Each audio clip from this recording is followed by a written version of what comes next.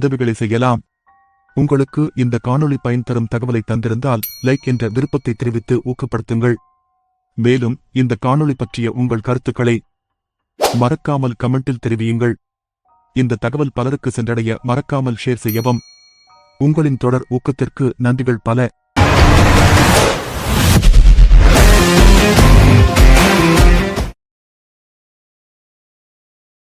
பணத்தை வாரி இறைத்தா பெரிய தொழில் பிரச்சனைகள் தீர்ந்து விடுமா? கண்டிப்பா இல்ல.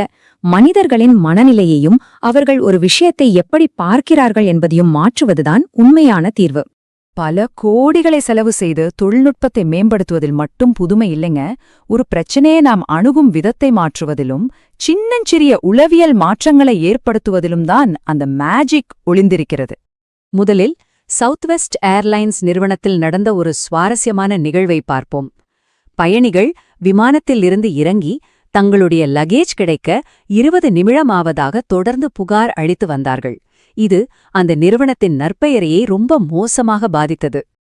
இப்போது அவர்கள் முன்னால் 2 வழிகள். ஒன்று, பல லட்சங்களை செலவு செய்து லக்கேஜ் வரும் கன்வேர் பெல்ட்டுகளின் வேகத்தை அதிகமாக்குவது. இது ரொம்ப செலவு பிடிக்கும் தீர்வு. ஆனால் மற்றொரு பக்கம், எந்த செலவும் இல்லாத மிகவும் தைரியமான ஒரு ஐடியா, பயணிகளின் நடக்கும் வேகத்தை குறைப்பது. அவர்கள் என்ன செய்தார்கள் தெரியுமா? விமானங்களை லக்கேஜ் எடுக்கும் இடத்திலிருந்து கொஞ்சம் தூரமாக நிறுத்தினார்கள். பயணிகள் நடந்து வரும் வழியில் நிறைய கடைகள், தின்பண்டங்கள், குழந்தைகள் விளையாடும் இடங்கள் என அவர்கள் கவனத்தை ஈர்க்கும் வகையில் அமைத்தார்கள். இதனால் மக்கள் அதையெல்லாம் வேடிக்கை பார்த்து கொண்டே ரொம்ப மெதுவாக லக்கேஜ் ஏரியாவுக்கு வந்தார்கள். அவர்கள் வந்து சேரும் நேரமும் லக்கேஜ் வரும் நேரமும் சரியாக பொருந்தியது. அவ்வளவுதாங்க, லக்கேஜ் தாமதமாக வருகிறது என்ற அந்த புகாரே முற்றிலுமாக காணாமல் போய்விட்டது.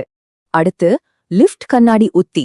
சீனாவில் உள்ள வானளாவிய கட்டிடங்களில் லிஃப்டுக்காக மக்கள் ரொம்ப நேரம் காத்து கொண்டிருந்தார்கள். இது அவர்களுக்கு பெரிய எரிச்சலை ஏற்படுத்தியது. இதற்கு பல மில்லியன் டாலர்களை செலவழித்து கட்டிடத்தை உடைத்து புதிதாக எக்ஸ்ட்ரா லிஃப்ட்களை கட்டுவது ஒரு வழி. ஆனால் அவர்கள் தேர்ந்தெடுத்தது ரொம்ப மலிவான ஒரு மாற்று வழிய. லிஃப்டுக்கு உள்ளேயும் வெளியேயும் பெரிய கண்ணாடிகளை வைப்பதுதான் அந்த சூப்பரான முடிவு. இயல்பாகவே மக்கள் தங்களை கண்ணாடியில் பார்த்து ரசிப்பது ரொம்ப விரும்புவார்கள் இல்லையா? தங்களை அழகுபடுத்திக் கொள்ளவும் கண்ணாடியில் முகத்தை பார்க்கவும் ஒரு வாய்ப்பு கிடைத்ததும் அந்த காத்திருக்கும் நேரம் அவர்களுக்கு ஒரு சலிப்பாகவோ தாமதமாகவோ தெரியவே இல்லை. லிஃப்டின் வேகத்தை 1% கூட அவர்கள் அதிகரிக்கவில்லை. ஆனாலும் பயணிகளின் புகார்கள் மாயமாக மறைந்துவிட்டன. மூன்றாவதாக, விண்வெளி வீரர்களின் பைகள். ஈர்ப்பு விசை இல்லாத விண்வெளியில் பயிற்சி செய்வதற்காக நாசா விண்வெளி வீரர்களுக்கு பிரத்யேகமான சிறுநீர் பைகளை கொடுத்தது. ஆனால் தங்களுக்கு சரியான அளவுள்ள பைகளை தேர்ந்தெடுக்க அந்த வீரர்கள் மறுத்துவிட்டார்கள். மற்றவர்களுக்கு முன்னால் போய் எனக்கு சிறிய சைஸ் பை வேண்டும் என்று கேட்பதே அவர்கள் ஒரு பெரிய அவமானமாக, ஈகோ பிரச்சனையாக நினைத்தார்கள். இதனால் எல்லாருமே பெரிய சைஸ் பைகளையே வாங்கினார்கள். இதன் விளைவு, பைகள் சரியாக பொருந்தாமல் பயிற்சி செய்யும் இடத்தில் சிறுநீர் கசிந்து ரொம்பவே ஒரு மோசமான நிலைமை உருவாகிவிட்டது. இதற்கு நாசா எந்த ஒரு பெரிய தொழில்நுட்பத்தையும் பயன்படுத்தவில்லை. பைகளின் லேபிள்களை மட்டும் மாற்றினார்கள். ஸ்மால் என்ற அளவை லார்ஜ் என்றும், மீடியமே எக்ஸ்ட்ரா லார்ஜ் என்றும், லார்ஜை ஹியூஜ் என்றும் மாற்றிவிட்டார்கள். இப்போது எனக்கு லார்ஜ் வேண்டும் என்று கேட்பதில் யாருக்கும் ஈகோ இடிக்கவில்லையே. அளவு அதே சின்ன பைதான், ஆனால் பெயர் லார்ஜ். எல்லாருமே அவர்களுக்கு சரியான பைகளை எடுத்தார்கள். கசிவு பிரச்சனையும் முற்றிலுமாக தீர்க்கப்பட்டது.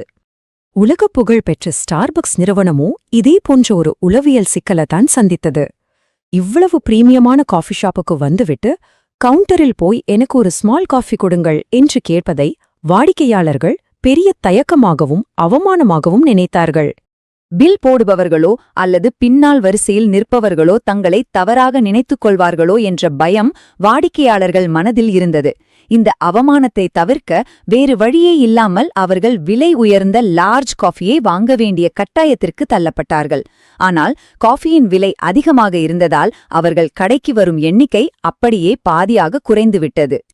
இதற்கு ஸ்டார்பக்ஸ் ஒரு சின்ன உத்தியை பயன்படுத்தினார்கள். ஸ்மால், மீடியம், லார்ஜ் என்ற வார்த்தைகளையே மெனுவிலிருந்து நீக்கிவிட்டு அதற்கு பதிலாக டால், கிராண்டி, வெண்டி என்று அளவுகளின் பெயர்களை மாற்றினார்கள்.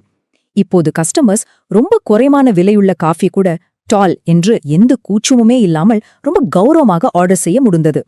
அவர்களின் பயம் நீங்கியதால் வாடிக்கையாளர்கள் கடைக்கு வருவதும் பெரிய அளவில் அதிகரித்தது. நாம் இப்போது பார்த்த இந்த 4 உதாரணங்களுமே சிறிய தீர்வுகள் எப்படி மிகப்பெரிய தாக்கத்தை ஏற்படுத்தும் என்பதை ரொம்ப ஆழமாக நமக்கு உணர்த்துகிறது. மிகப்பெரிய பிரச்சனைகளுக்கு பின்னால் பல நேரங்களில் எந்த செலவுமே இல்லாத மிகச்சிறிய தீர்வுகள் ஒளிந்திருக்கும்.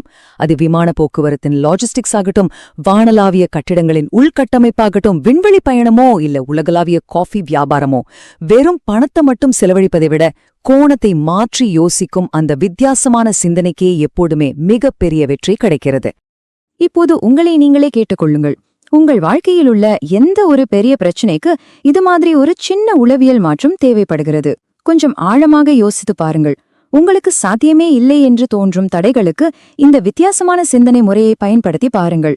ஏனென்றால் பல கோடிகளை விட சரியான சிந்தனைதான் எப்போதுமே வெல்லும்.